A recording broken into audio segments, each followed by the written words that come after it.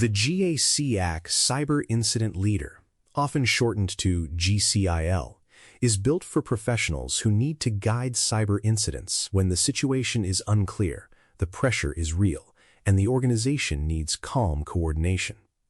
This certification is the focus of this Monday Certified feature from Bare Metal Cyber Magazine.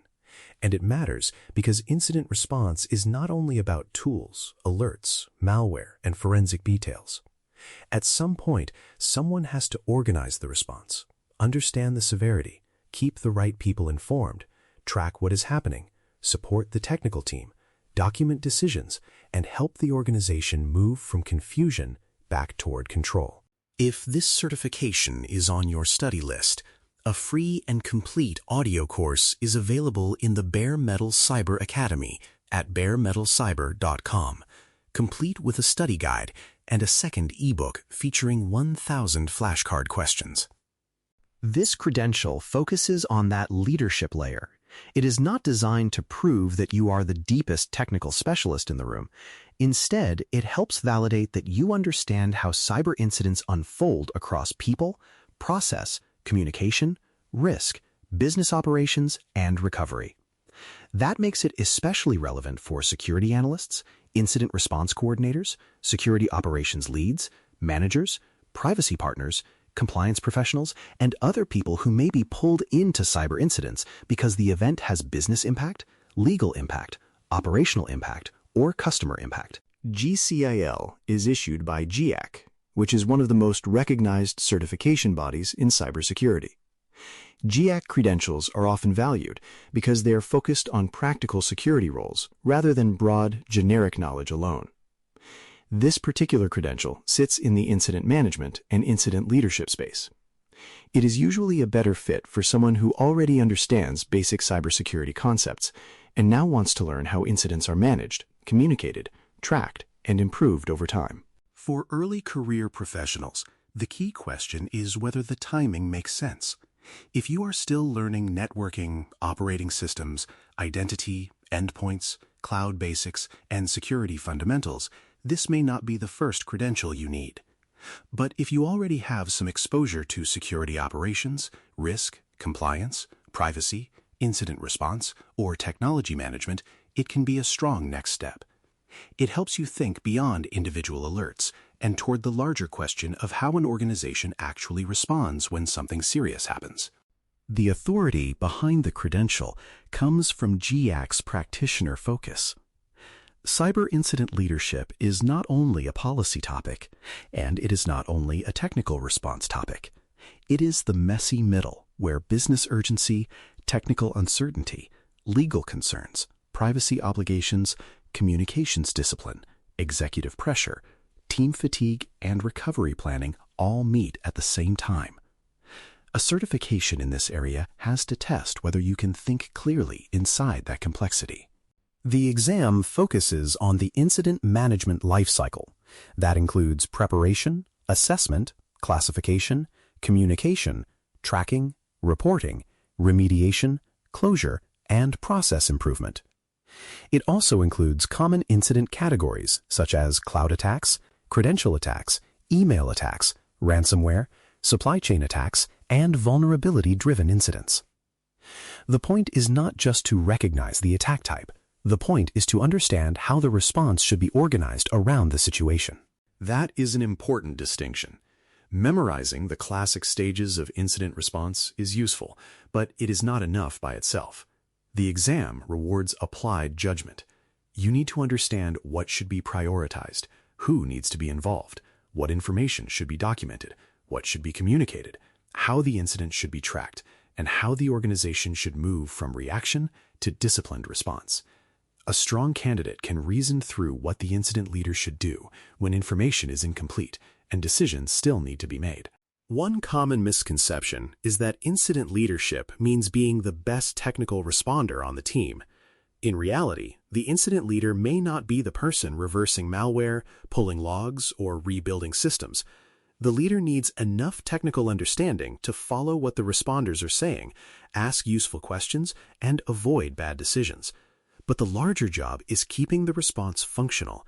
That means organizing work, reducing confusion, protecting communication channels, keeping stakeholders informed, and making sure decisions are documented. Another common misconception is that incident management only matters during the live crisis. Preparation matters before the incident ever begins. A mature organization thinks ahead about roles, escalation paths, communication methods, evidence handling, reporting needs, legal involvement, privacy review, executive updates, and tabletop exercises.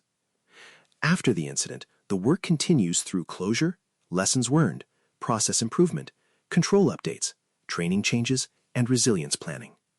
The credential expects you to understand that full cycle. The current exam is a single proctored exam with 75 questions, a 2-hour time limit, and a passing score of 70%. Candidates should always confirm the current details in their own GCIL account before scheduling, because exam requirements can change. Like many GCIL exams, this exam is commonly treated as open book, but open book does not mean easy. Open book means your preparation, notes, and index need to be organized enough to help you confirm information quickly. If you are trying to learn the concept for the first time during the exam, you are already behind. A smart study approach begins with the incident life cycle. Before getting too deep into individual attack types, make sure you can explain what a mature incident management process is trying to accomplish. You should understand how an organization prepares, how it detects and assesses incidents, how it classifies severity, how it coordinates work, how it communicates with different audiences, how it documents the response, how it recovers, and how it improves after the event. That structure makes the attack-specific content much easier to understand. After that, study common incident categories through a leadership lens. Do not just ask what ransomware is. Ask how ransomware changes communication, recovery planning, executive updates, business continuity, legal review, and customer impact. Do not just ask what credential theft is.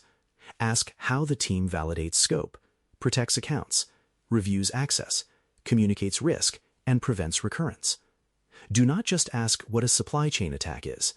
Ask what it means when the organization does not fully control the affected system, vendor, dependency, or evidence source. Good preparation also includes practicing short incident scenarios. Take a realistic situation and ask what the incident leader should do next. Who needs to be included? What must be documented? What facts are known, and what facts are still uncertain? What could be communicated now, and what should wait for confirmation? What actions reduce risk without making the situation worse? These exercises help build the kind of applied judgment the exam is designed to measure. Time management is also important.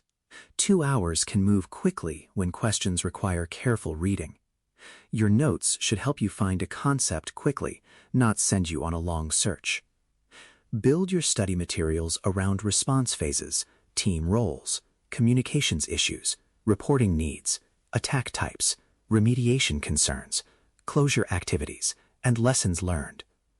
During practice, notice where you lose time. If you keep looking up the same topic, that is a signal to study it more deeply, not simply to make a better bookmark. The Bare Metal Cyber Academy can fit naturally into that preparation plan. The free audio course can help reinforce the main ideas during a commute, walk, workout, or routine break. The study guide can give you a structured reading path when you need focused study time. The flashcards ebook can help with repeated review of terms, concepts, and distinctions that are easy to forget under pressure. Used together, those resources support a simple rhythm. Listen first, read carefully, review repeatedly, and then practice applying the ideas to realistic incident scenarios. From a career perspective, GCIL supports roles where incident response intersects with leadership, governance, security operations, compliance, privacy, communications, and business continuity. It can be useful for incident managers, security operations leaders, security team leads, incident response coordinators, information security managers, and technical responders who want to move into coordination or management. It can also be useful for professionals outside the core security team who are regularly involved in incident response because of legal, privacy, HR, communications, or operational responsibilities.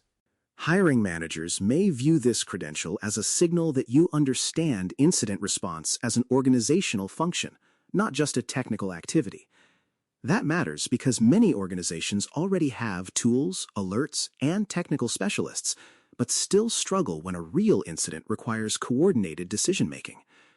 A person who can organize the response, communicate clearly, track action items, and help the organization recover has value beyond any single platform or tool.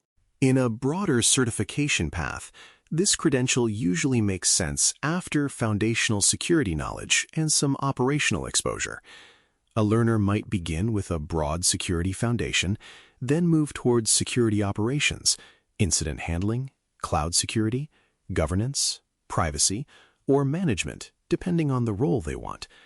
GCIL becomes especially relevant when the goal is not simply to participate in incident response, but to help lead it. It is not the right choice for every learner. If your goal is deep malware analysis, digital forensics, penetration testing, or hands-on detection engineering, a more technical certification may fit better. If your goal is broad security management, a management credential may be more appropriate. If your goal is privacy-heavy incident work, a privacy or data protection path may be useful. The best reason to choose this certification is that you want to understand how people, decisions, communication, documentation, and recovery come together during cyber incidents. GCIL is best suited for professionals who already understand basic cybersecurity and want to move toward incident leadership, cyber crisis coordination, response management, or security operations leadership. It helps frame incident response as a disciplined management function where communication and coordination matter as much as technical analysis. For the right learner, it can be a practical step toward becoming the person who helps an organization stay organized when the situation is uncertain, urgent, and important. Thanks for listening. For more audio courses, daily newsletters, and more, please visit baremetalcyber.com.